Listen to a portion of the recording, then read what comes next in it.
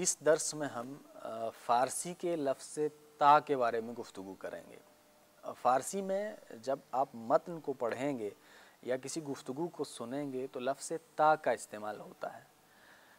لفظ تا کا استعمال کہاں ہوتا ہے اس کے بارے میں اس درس میں ہم مثالوں سے واضح کریں گے۔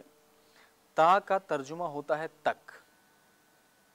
ہم اردو میں بہت سارے جملے استعمال کرتے ہیں جس میں تک کا استعمال ہوتا ہے، جیسے صبح سے شام تک، دفتر سے گھر تک یا گھر سے بازار تک۔ تو یہ تک جو لفظ ہے اس کا استعمال جب فارسی میں ہوتا ہے تو اس کا مترادف ہے ہمارے پاس تا۔ جیسے اگر ہم کہنا چاہیں گے کہ گھر سے بازار تک تو ہم لفظ تا کا استعمال کریں گے۔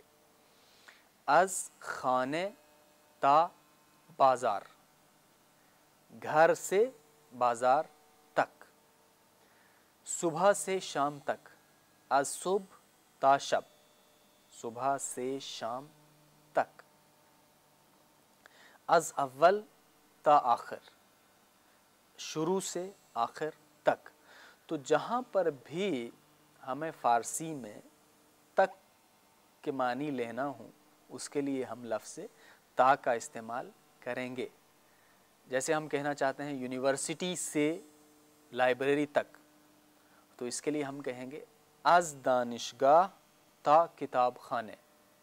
از دانشگاہ تا کتاب خانے۔ کتاب خانے وہ شکل ہے جو لکھی جاتی ہے کتاب خانے، لیکن جب آپ اس کو پڑھیں گے تو کہیں گے کتاب خونے۔ از دانشگاہ تا کتاب خونے، یونیورسٹی سے لائبریری تک۔ یا جملے کو اور بڑا آپ کر سکتے ہیں، من، میں، از دانشگاہ یونیورسٹی سے تا کتاب خانے لائبریری تک رفتم گیا۔ حرف اضافه تا. آنها از صبح تا شب می‌خوابند. آنها از صبح تا شب می‌خوابند. آنها از خانه تا دانشگاه خندیدند. آنها از خانه تا دانشگاه خندیدند. همه از 1 تا 20 نوشتیم. همه از 1 تا 20 نوشتیم.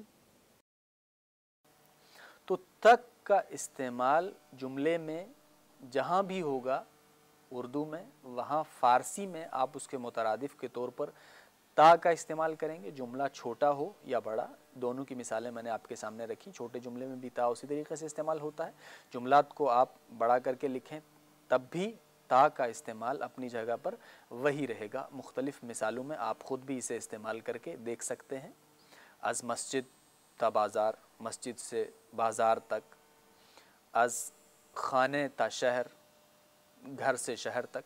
تو کہنے کا مطلب یہ ہے کہ جہاں پر بھی لفظ تک کا استعمال اردو میں آپ کریں وہاں فارسی میں تا کا استعمال ہوتا ہے۔